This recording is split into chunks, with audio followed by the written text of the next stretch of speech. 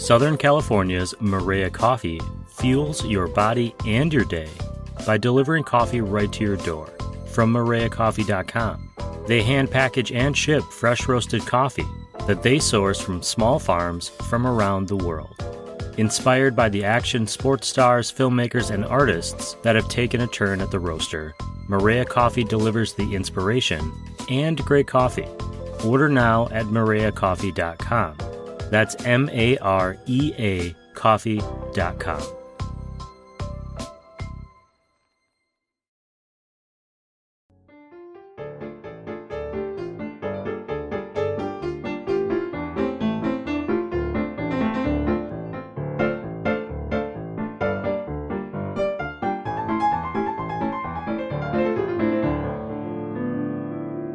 Hey, good morning, everyone. Welcome to the Coffee People podcast, which is part of the Roast West Coast Coffee Network. As always, presented by Roastery Coffee Packaging. If you are a small business roasting excellent coffee that you want showcased in an equally excellent package, perhaps an already designed holiday-specific package, you'll find what you're looking for at roastery.com. I'm Ryan Woldt, and this is the Coffee Podcast where we meet interesting people connected to the world of coffee. Today, we're chatting with Matthew Bryce. He's the founder and coffee educator behind 7 Sleepers Coffee Labs, which you can find on Instagram at SS Coffee Labs. Matthew and I met at Coffee Fest LA earlier this year and had a standing in the aisle conversation for like an hour in front of the Hasea Coffee Source booth. I was excited to get the opportunity to chat with him again for today's podcast. His company, 7 Sleepers Coffee Labs, offers customizable, personalized coffee education for individuals, couples, corporations, really groups of any size. If you're a fan of Roast West Coast and you've listened to our Coffee Smarter podcasts, then you know that they're like an app where you can get all the information you need. Matthew is offering up the context, the experience, the immersion that is needed to take the content and make it whole. And if Matthew ever gets out of the coffee game, I really hope he gets a job at NPR. His voice, his cadence, incredibly soothing. Which I actually really need right now, because I've just spent the morning dropping holiday Guess the Coffee Beans contest kits off at some great local coffee purveyors, like Zumbar Coffee and Tea, Acento Coffee Roasters, Steady State Roasting, and Camp Coffee Company. And I figured, while I was there, I should, probably definitely get a cup of coffee. So yeah, I need a little soothing. We should get to it.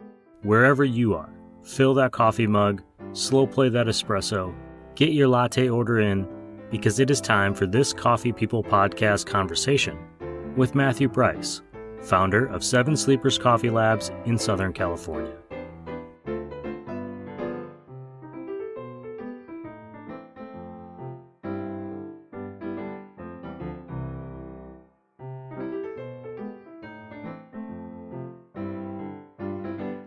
I've never done this before, so I don't really know what to expect. We've had a conversation already. It's just like that. Yeah. Why don't we start with this? If you could tell everyone who is listening out in the world someday in the future what your name is and what your coffee company is. Yeah. My name is Matthew Bryce, and my coffee company is 7 Sleepers Coffee Labs. I'm based out of Torrance, California. Okay, and what does 7 Sleepers do? It's not a coffee shop, so what is it? Correct, yeah. It's like consumer education, essentially. We're going to get to a bunch of that stuff. I know a little bit more about it already because you and I met at Coffee Fest, but I want to learn more about you and share more about you. I'm wondering if you had any coffee experiences that you remember as being kind of seminal, kind of a first moment where you're like, oh, this is more than just something I do in the morning. Yeah, I can think of 2. There was one, which was actually when I decided I wanted to work in coffee. I had worked in coffee shops prior, but it was always essentially, I need a job and, I have this cafe that will hire me and a friend of mine who knew I had worked at Starbucks in the 90s had, it's a long time ago, but I feel like the reputation of Starbucks in the 90s was different than it is now. I mean, not the reputation, but perception. yeah, yeah, they were perceived very much as leaders back then. They're I think trying to restore that now.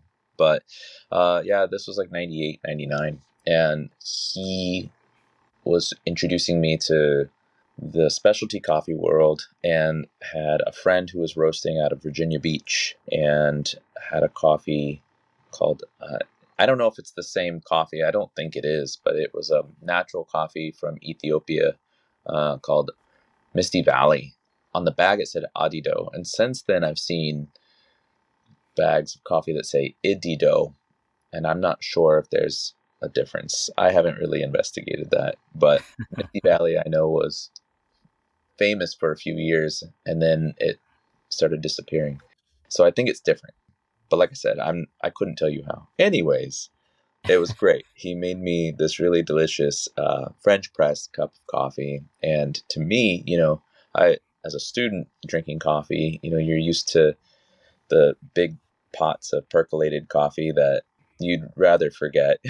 You drink for utility, and this one was really fun. It was like a dessert, It made me think of the Kool-Aid Man, sort of like bursting through the wall. And so that was neat. And so for me, I was like, can I make all my coffee taste like this?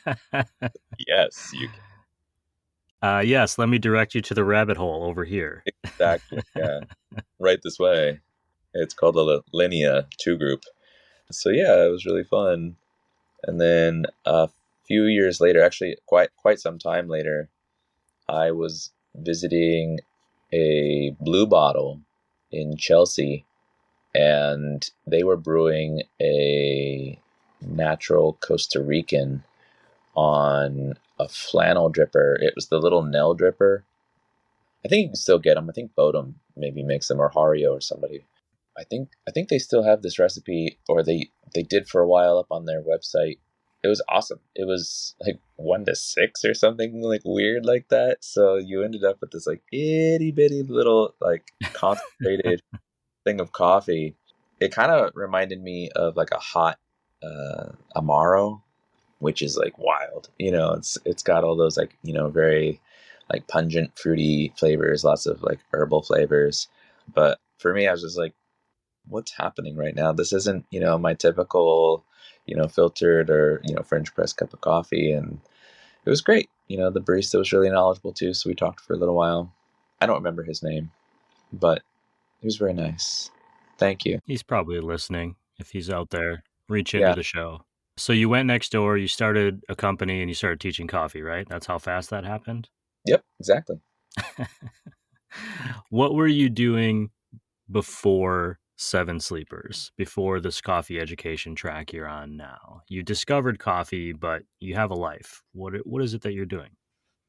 Yeah, well, I was in coffee, and I couldn't stay in coffee because it was actually pretty rare back when I first got into it. There weren't coffee shops everywhere like there are now. I think the next closest coffee shop to where I worked was probably about 75, 80 miles away. It was a Oh, wow. drive. And, it was in DC. It was the one that comes to mind is Murky, which was Nick Cho's coffee shop back then. I would visit and, of course, learn lots and lots and lots of things. And that was always really wonderful. But yeah, I couldn't stay in coffee. I ended up taking jobs in, retail because I was going back and forth from school. So it was a lot of summer jobs. And then eventually I got into B2B sales. I got sick as well, like bad sick. I don't know how to describe it, like for people listening, but I couldn't continue to work and spent the next couple years trying to find a diagnosis. And in the meantime, was like getting some help from people who knew a lot about my symptoms and how to help me control them. And so I spent that time trying to adjust my diet, and I couldn't be active, but I was able to sort of get around. And eventually, this is gonna sound weird. When I was able to walk again, like I was like, "Hey, I should get a job," and I really miss coffee. So by that point, coffee had kind of begun to become a little bit more ubiquitous. There was like two coffee shops in my town. I was able to go and apply there, and then I really wanted to go back out towards DC and work for the coffee companies out there so that I could learn more and not just rest on, what I had learned from my previous experience with the Kool-Aid coffee. And yeah, it was kind of history from there. And, it's just a lot of visiting cafes, tasting a lot of great shots from great baristas, and making a lot of funny faces, while I, a few things I wasn't expecting. And eventually had begun to sort of perfect things on my own. And I know this is long-winded, forgive me, but yeah, once I had started to go through that process, and I was making coffee at home, like for friends and like hosting people, like they would come over and just for coffee. So there's lots of pictures of me on MySpace, like making coffee for people. I'll explain to everyone what MySpace is at the end of the show. Just stay tuned. Oh, okay. Thank you. Yeah, eventually I was doing a lot more reading and making suggestions to the people I was working with, and my bosses caught wind of it and gave me a job as a trainer. And that was kind of where it started for me, was becoming a trainer in the cafe I was working at in DC. Because from there I was in various training roles up until the point that I had stepped out from the bar and started working with consumers. It's really interesting, I think, just the coffee industry in general. So many of the stories that I hear, and this is just me on an exposition rant here, their career is almost a byproduct of this desire to learn about something. They got caught up in this coffee thing, probably thought they'd get a job somewhere else someday, and then years go by and decades go by, and depending on who you are, and you never stop learning, really. Even when you're the teacher, you're still learning because coffee is continually evolving, and that is such a cool thing that I find. Most of your story so far is taking place on the East Coast, but you are now on the West Coast. Yeah. How did that happen, and was that part of the inspiration for starting your own education company? Yes. Wait a minute. So while I was living in DC, I met my wife. We were friends for a really long time, and actually, just I probably in the last couple of years I was there, we decided we wanted to get married. We didn't really like date a bunch, we'd been friends long enough. We're like, hey, this is us. So a little bit of an unusual path, I imagine, for some folks, but yeah, we started planning, and she's from LA, and I'm originally from the West Coast. I was born here, but I spent all my time growing up on the East Coast, so I'm not used to LA at all. She was finishing up school. She was studying to become an attorney, and I was working, and I was studying at the time as well. I was thinking about, I didn't end up doing it, but I was thinking about pursuing a master's in sacred musicology, and that was really cool. But I don't know, maybe that'll come later. Before you go too much further, what is that? What is sacred musicology? I've never heard of that term. Oh, so musicology is, it's sort of a historical pursuit. You kind of learn about like the development and like usage of music in like maybe a particular region or time. For me, it was sacred music. So the emphasis was on early church music, which was wild because early on there were you're gonna get me talking about this. There were a lot of divisions in terms of like how music could be applied within the Christian sphere, which is where my focus was.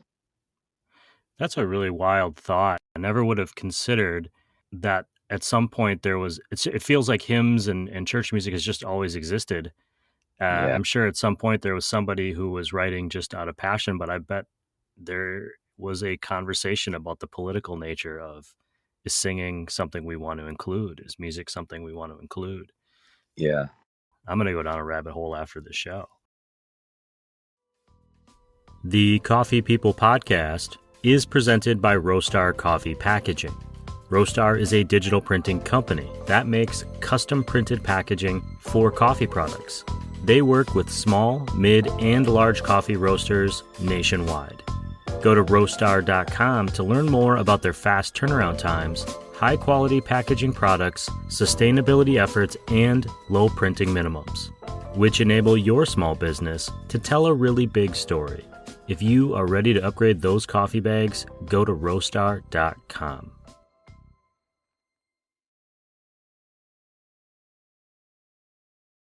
So you were going to do that, but you didn't. Your wife, your future wife, is from LA. Yes. That's where we pick up. Yes. She was finishing school and looking for work in DC. And DC is a great spot, for aspiring attorneys. She had some leads on some jobs, but nothing was really developing for her. And at my job as well, I didn't have a lot of development going on for me. I didn't see a lot of future where I was. So we thought, well, maybe we could move on making our way to the West Coast and trying our luck there. I applied for a West Coast roaster called Clatch Coffee, and I had visited them once before and was really impressed by their baristas' knowledge, and their coffee was really delicious. And so I applied and got a job working in the beach cities over at their Redondo store that was just opening. That was back in 2018. And as soon as she finished with her classes, my wife moved out here and started studying for the bar exam while we planned a wedding. So it worked. we made our way out here. She passed the bar. We got married. We started having kids right away. And I was working at Clatch. Since then, I've worked for two other cafes. I worked for Rose Park Roasters in Long Beach, and then Corridor Flow in Lomita. And right after Corridor Flow, actually during my time at Corridor Flow is kind of when the thought, of like how to push harder into the outreach portion of my job, sort of turned into this idea for Seven Sleepers. Well, why don't you explain for us what the concept of Seven Sleepers is? In my notes, I have that it's kind of in-home and professional coffee training, but what does that mean? I mean, if I'm somebody Googling around trying to learn more about coffee, I stumble across Seven Sleepers on Instagram, or SS Coffee Labs, I believe is your Instagram. Right. What does that mean? What does a session with you look like? What is your goal with this company? Well, the goal was to distill a lot of the hard work of the people in the supply chain so that the consumer who's buying coffee in their favorite cafe or maybe off the shelf at their grocery store can take advantage of it all. A lot of us buy a cup of coffee or buy a cup of coffee wherever we are. And, if it's good, we're like, oh man, what was this? And, you go back, you ask the barista, and if you really liked it, you'll buy a bag, right? You'll buy a bag, you'll take it home and you'll brew it up and you get all excited. And you don't really know what you're doing. It's not going to be the experience. There might be similarities, but for the most part, it's a disappointment. And that's where I wanted to help sort of distill all that work, because if anybody's, ever been to a coffee farm and seen all of the hard work that goes, a tree takes 5 years, to grow before, producing fruit. Oh my gosh, 5 years of, constant care and attention. And, you can't do it with just a few trees. You got to have a farm. And then you got to think about how that farm's going to be situated, what your weather's like, what your people are going to need in order to, produce these things. And then depending on where you are, maybe there's gangs that want to take advantage of your farm, and steal your assets. You don't want any of that. So it could be a whole ordeal. And then, finally somebody from either within or from outside the country comes and, is interested in your product, and you have to try and sell it to them. And so you're trying your best to pick, the best cherries possible. And there's a whole novel that could be written, several volumes of novels that could be written about all the steps that go into this. And then, we take it and we bring it home and we're like, oh no, this sucks. The best part is it doesn't suck. And no, what you're saying is that I suck. Yeah. Yeah. Well, and the best part of that is that you can learn, right? Right. There's room for improvement.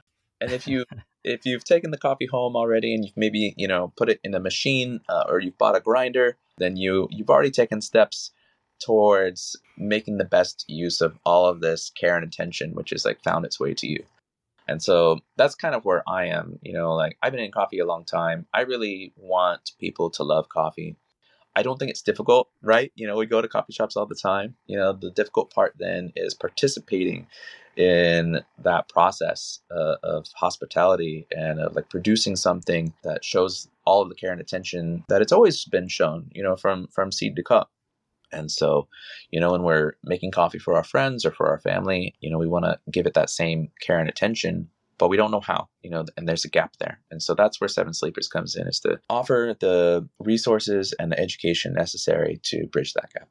And just so I want to make it clear for people listening, you're essentially putting on private education classes for individuals or groups, but also like corporate businesses that are doing team building. I mean, I just want to make sure I have it right too, because Yeah. I don't want a bunch of people to reach out to you and then you're like, nah, I don't do that. No, I mean, I have resources. Thankfully, there have been people who have been very kind to me and provided me with resources to get started. This is a new company. We just started this year, but I'm able to travel. I'm able to, bring equipment and to teach people. Ideally, I teach people in their homes on their own equipment so they learn how to use it well. But for, like maybe a corporate event or for like a tasting or something like that, I can, provide those things. I also have been able to, in my time here, just get to know some really talented roasters and people who are putting a lot of hard work into producing really tasty coffees. And so I work with them to, provide maybe something you haven't tried before. And I'm also trying to work with like local cafes. I've reached out to a number of cafes here in the South Bay and beyond. And but we're still getting started, so things are still kind of picking up. And it's a process, but it's been fun. I've learned a lot, that's for sure, and I suspect I'll continue to learn a lot. Well, the challenge that you described, the bringing home coffee from a coffee roaster and being disappointed, is one I am intimately familiar with. And it's one of the reasons why I do this show. And it's one of the reasons why I got into coffee in the first place, because I couldn't replicate that coffee at home. And I still wanted to support, it was important to me to support local businesses and local coffee roasters, because I come from a family of local restaurant owners and local business owners. And so I found value in what they were providing, but I couldn't justify what I was doing with the product to keep spending the money on it, other than to just be supportive. And that didn't seem like the right path. Like, I wanted to actually enjoy it. I didn't want to like just give the money away and then not enjoy it selfishly. Yeah. I mean, I'm not in a position where I can just give the money away. It doesn't work. Right. None It of us doesn't work really. that way. So that's exactly the reason why. And I happen to be in a position where I was able to ask somebody from the industry like you to teach me. And instead of just letting me pay them a little bit to teach me something, they made me work for them for a year. Chris, I know you're listening, and I'm talking about you. But, I was lucky that I was able to do that. And because of my career, I was working in the restaurant industry. I was able to go down into that world and really dig into it for work. But if I hadn't had that, I certainly would have appreciated the ability to go to a class or to meet with someone to say, hey, what am I doing here? And I'm always amazed when it's like a few little tweaks here and there can exponentially improve the experience. So I think it's a great concept. What about the name Seven Sleepers? It's kind of an interesting name. Where does that come from? It comes from a folk tale, which is popularized sort of out of like Greece. Another name is the Seven Sleepers of Ephesus. There's actually a feast day for them on the Christian calendar. There's also talk of them in the Quran. I'm sorry to anybody listening, I don't know the reference, but you do. Essentially, it's about these youth who are trying to flee persecution, and they do so by running into the wilderness, and they hide in a cave, and they all fall asleep. And they fall asleep for 6 years. And no, forgive me, everyone's pulling their hair out because I said 6 years. It's closer to like 300 years, but I think there was like 6 kids. I'm getting it confused. Anyways, they awake to find that their persecutors are gone, and that the world has actually been, I guess, for their perspective, turned right side up, which would be upside down, for their Right. persecutors. And there's plenty of application or things that you could read into it. But for me, I just thought it would be sort of like a clever quip, because they fell asleep for a long time, and they're from a region where there's lots of coffee, and coffee actually has found its, not necessarily its birthplace in terms of its taxonomy, but birthplace in terms of its enjoyment as a beverage there. There in Ethiopia and Egypt, and so I was like, oh, they woke up, they got their cup of coffee, and they were good to go. So I'm on my second cup for the morning, so I can totally read that into the story and feel right at home. I'm actually onto decaf today already. It's early, but I started early. You mentioned that you and your wife started having kids right away. How do you balance, being a family, being a dad, and running your own business? You mentioned there's some travel involved, and even getting kind of the team on board with this idea that I'm gonna start my own business, and trust me, it's gonna work. Yeah. Well, my wife was really encouraging. I don't always have the I'm old. I don't I'm old. And I think in some ways that makes me set in a lot of my ways, and that can be difficult for me, especially when coming into a new market like the California coffee market, and coming into new ways of doing things. For example, I've noticed there are like lots and lots and lots of brewers out there, like coffee brewers out there. And I'm like, why? Like essentially, I like 100 brewers that do the exact same thing or have the exact same, philosophy to them in terms of extraction. And I'm like, I get it. It's the free market. It's going to do its thing, go market, but I'm like, hey, let's keep it simple. That way we can learn and we can grow together. But sometimes there could be distraction, and I think that makes it difficult for me to stay employed in coffee shops, where it's just like, hey, I want to go do this thing, and I'm like, you don't need to do that, and they're like, no, we want to do that thing, and so it creates friction for me, and it's fine. People can move past little things like that. I think that's what we all experience at all of our jobs at some point, moving past our little friction points. But for me, it really kind of like lit a fire, and made me want to do it my way, and of course that doesn't mean that, you just spread your wings and fly. It means you have now, instead of pushing against other ideas, you have to push against, the whole world and sort of the weight of how things work and the weight of, just like your life and how things come together. You mentioned, we started having kids right away. My wife is very encouraging, but my kids need me, so I don't have the time to necessarily go out every day and just brainstorm or have meetings or go and teach people. A lot of times I'm at home, and I'm with them, and I have to take little snippets of time that I have to write things down or to do some work or to just carve time out to do my job. When we started doing this, I was, a stay-at-home dad, and I was, full time with them. And that really hasn't changed. I'm a stay-at-home dad full time, and now I have a part-time job, that is this that I turn into a full-time job. So I think a lot of grace and a lot of effort, for everyone involved, has really produced, some good things. You are working as an educator. What does teaching provide you? Is that just a means to an end that you get to keep learning, or is there some connection you feel with being able to pass on all the things that you've learned? That's a cool question. So when I first got into coffee, yeah, I was very focused on the coffee and like very focused on sort of the extraction element of the coffee and trying to make sure that the coffees I was working with were pulling out all the things that I wanted them to so that they would taste good and be desirable. And that's still a focus, but it's not the focus anymore. The focus ended up shifting from the coffee to the encounter, with the individual on the other side of, the bar, and trying to bring more than just the cup of coffee to their day, whether it's just offering good service, or if you're able to, good hospitality, then it's just, being present and stepping into what potentially can become relationships. So for me, that was really what I wanted to hold on to. And thankfully, having this coffee education for me provided me a way to do that. And I think that's what coffee does really for all of us. My job really hasn't changed. I just took the bar out of the equation, or I brought the bar to you. Mm-hmm. However you want to look at it.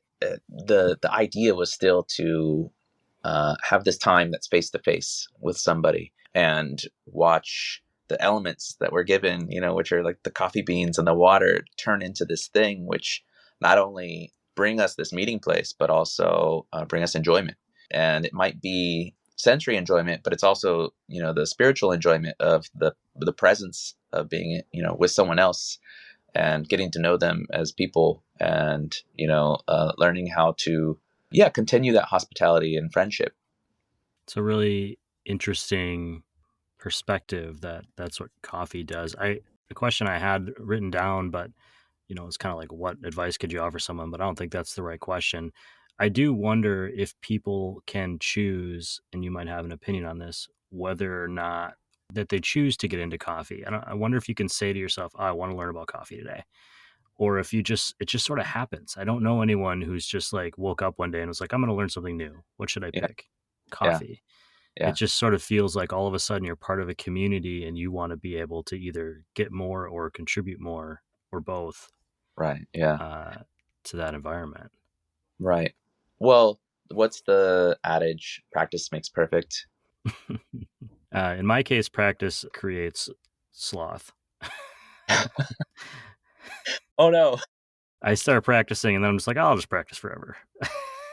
I won't move on to the next step. So I need to get away from that. So that's my challenge every day, is to get away from that. Even this coffee I'm drinking, it's fine, but it could be a lot better.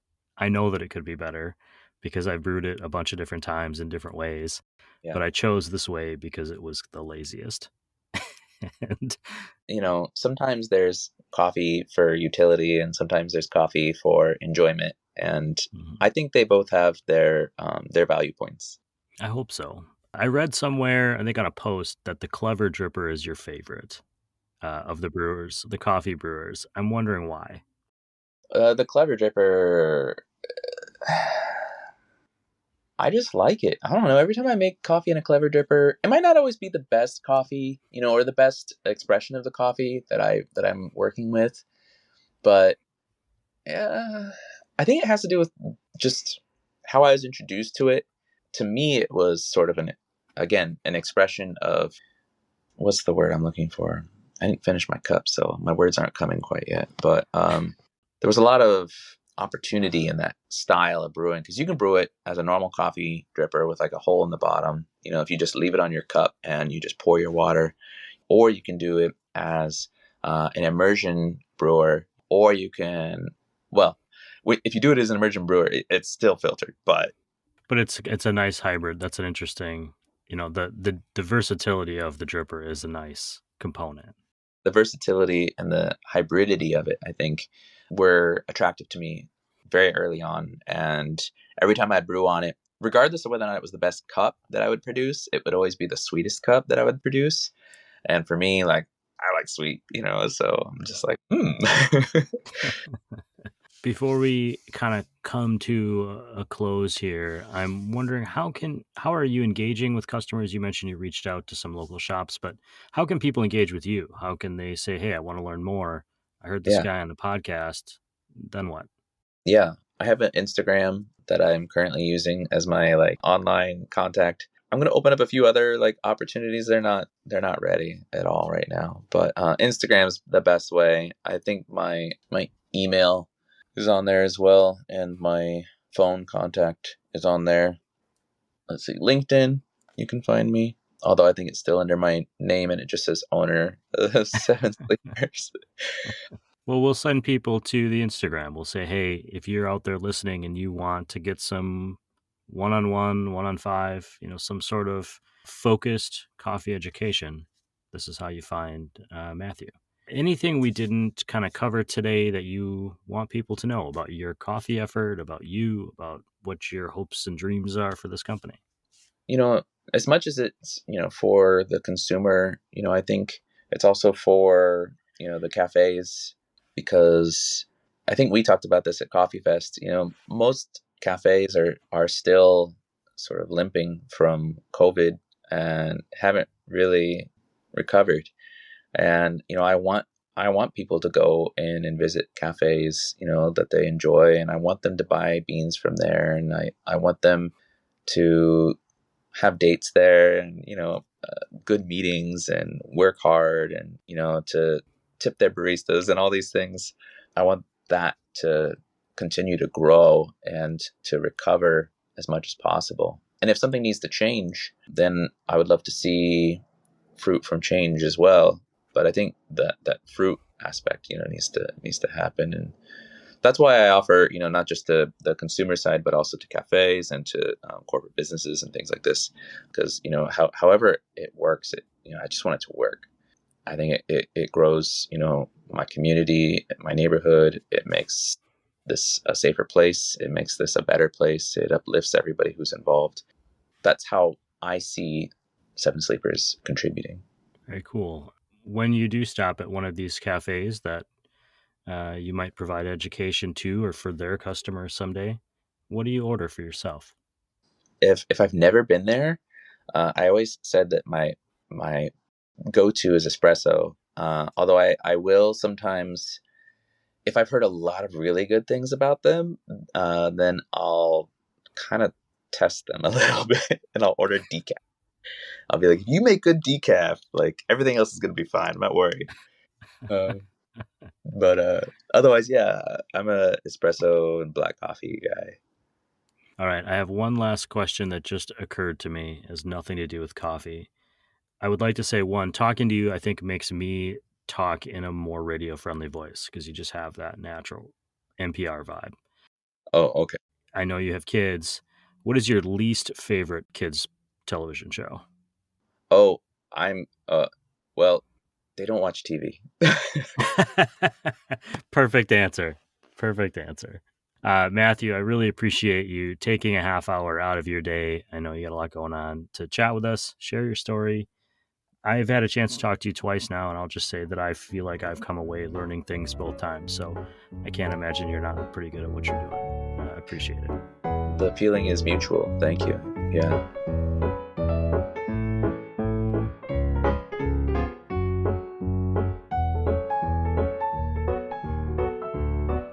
Okay, some key takeaways from the podcast today. Matthew remembers the very first coffee that changed his perception on the drink. I'm always surprised that we can have such specific moments that we as humans can identify as the moment of change. I'm surprised, despite being one of those people who loves telling and retelling the story of his first cup of coffee. In fact, I just mentioned it last week in the episode with Jared Linsmeyer, so go listen to that if you want to hear it again. For Matthew, his journey down the rabbit hole was the question, can I make all my coffees taste like this? His new career path is essentially a byproduct of wanting to continue learning about coffee and sharing his knowledge with all of us, so that we may get as much joy out of it as he does.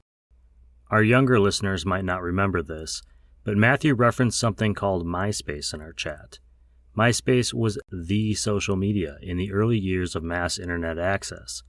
For a time, it burned bright, and an entire generation learned the basics of computer coding while trying to customize their profile pages. I think Justin Timberlake owns it now. Matthew had an early start in the coffee shops, but moved into retail for a long time. It was his impending marriage and a move to the West Coast that afforded him the opportunity to reset and get back in the coffee game. He worked for several coffee shops in the LA area, including Klatch in Redondo Beach, Rose Park Roasters in Long Beach, and Corridor Flow in Loma Linda. His passion to share his style and to try to do things in a way that combined the best of his experiences is what pushed thoughts of outreach into the forefront of his mind. As an entrepreneur, I can relate to that desire to put your own spin on things. His experiences lit a fire under him to start his own business, Seven Sleepers Coffee Labs, while still being a stay-at-home dad. The Seven Sleepers of Ephesus is a real story. It pops up in various religions, histories, and cultures. There are even several real-world caves that claim to be the cave that those youngsters slept in. It's a fun story, and I'll link to it on roastwestcoast.com. Finally, Matthew's focus on coffee, while behind the coffee bar, turned from solely on the quality of the extraction and getting the results he wanted in the cup, to creating an interaction with those of us on the other side placing our orders. Now that he has his own coffee education business, he's been able to keep that key experiential component in place, while continuing down his own coffee journey, just without the coffee shop bar itself, and with the rather fun challenge of bringing the bar to us, all with the aim of helping guide our own coffee explorations. That's all for this chat with Matthew Bryce of Seven Sleepers. I'll link to SS Coffee Labs on Instagram in this podcast notes and on roastwestcoast.com, which is where the newsletter that accompanies this podcast lives. There's so much coffee content there, and it's always changing, so be sure to check it out, roastwestcoast.com. It's also where you'll learn more about the following rapid-fire facts. 1. Industry partner Crossings Coffee is going to be retiring their popular Huehuetenango coffee from Guatemala. Order it on crossingscoffee.com while you can. 2. Roast West Coast is a new member of the Podcast Academy, and we've submitted this show for possible indie podcasting awards at next year's Ambies. That's kind of cool, I think. 3. If you leave us a review on Spotify or give us some stars on Apple Podcasts, it really helps us out with those freaking algorithms that recommend this podcast to other podcast listeners. 4. Shout out to Jessica Bradford, who sent me the news that Spill the Beans, a San Diego area coffee and bagel shop, is opening a new location, their third, this one in Mission Valley. I love hearing stories of local coffee shops succeeding. Don't hesitate to send those to me. Contact info in the show notes. I'll link to the details on that opening for our San Diego listeners on roastwestcoast.com. And fifthly, that's hard to say. Don't forget to stop by Zumbar Coffee and Tea, Steady State Coffee Roasting, Camp Coffee Company, and or Acento Coffee Roasters if you're in the San Diego area, to guess how many coffee beans are in the jar. The winners will receive $50 gift cards or coffee and merch to the aforementioned coffee shops, courtesy of this podcast. The contest runs through December 14th, so you have some time to get there, and if you win, you'll be able to save your holiday money for that new coffee brewer.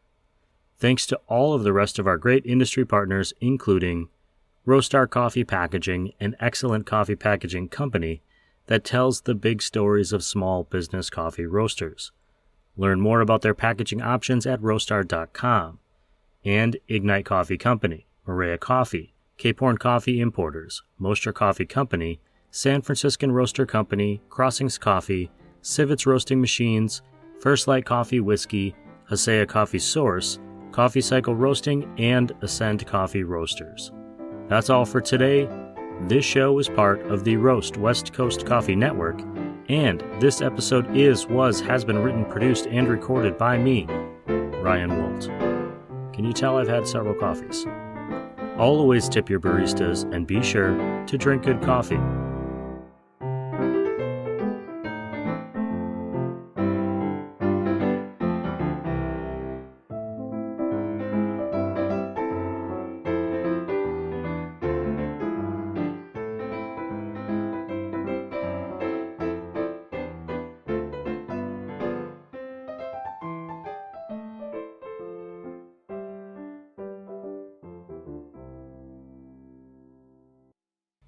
Hello?